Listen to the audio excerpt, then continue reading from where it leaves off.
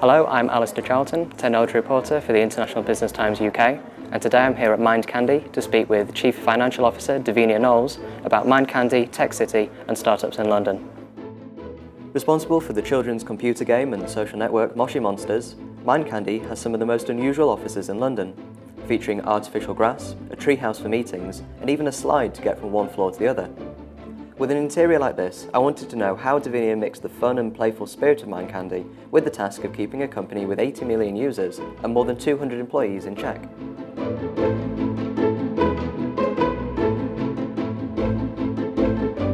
I think it's an interesting one. We're seen as a very playful, creative company on the outside, which of course we are, which is great. But ultimately we're also a business that's very commercial. We have to make sure that the business is viable no matter what we do, that every area of the business is viable. And that's sort of really what I'm here to do. So, you know, the playful, creative is really great for us in the sense that we're a fun company. Lots of people come to work here because of that, because we're really kind of great for talented, ambitious people to grow, and it's a fun environment to be in.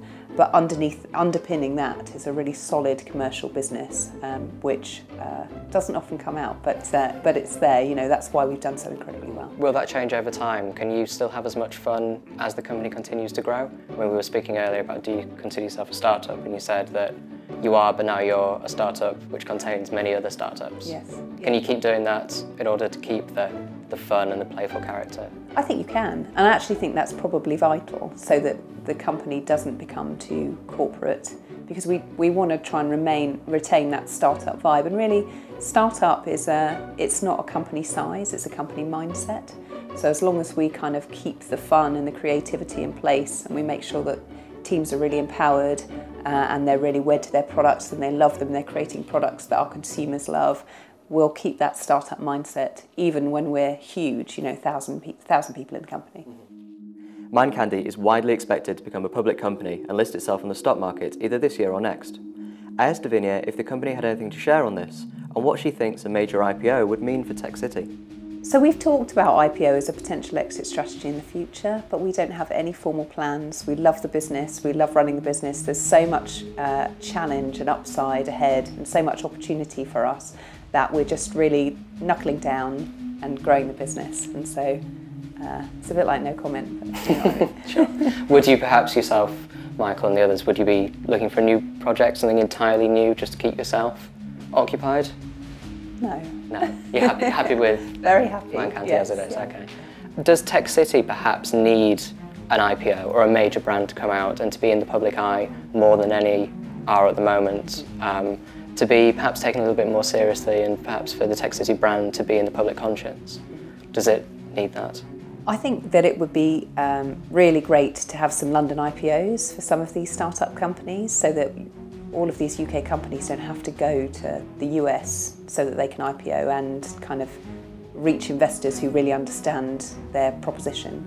I think that London Tech City could do with having multiple companies that are going that way and really sort of supporting all of the companies, all of the startup companies that are really trying to make their way here. So I don't think it's necessarily necessarily one company that it needs, but it needs an ecosystem of companies that are coming through that channel. But yeah, a startup London IPO would be fabulous. Sure.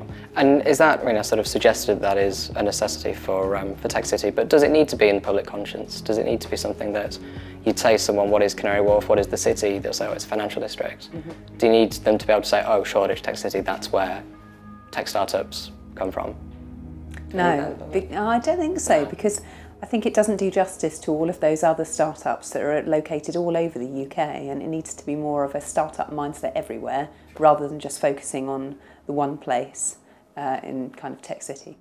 I wanted to get Divinia's thoughts on what benefits the government's Tech City branding has brought to this area of East London and what could be done to encourage young people through education to create a startup.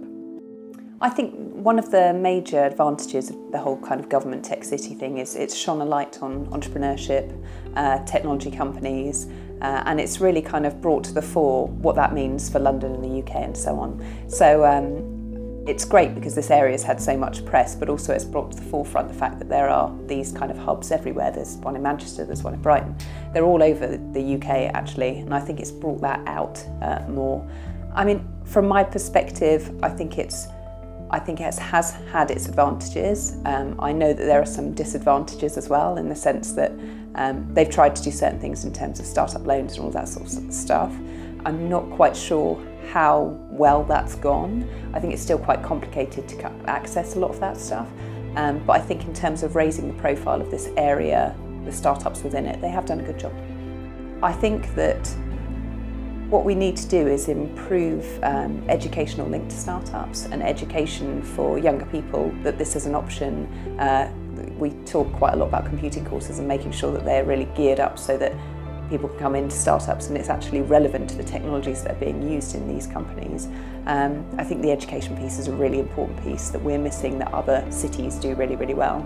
I also think that other cities have more of an entrepreneurial, other of these tech hubs have a more entrepreneurial mindset, and we could do with a bit more of that.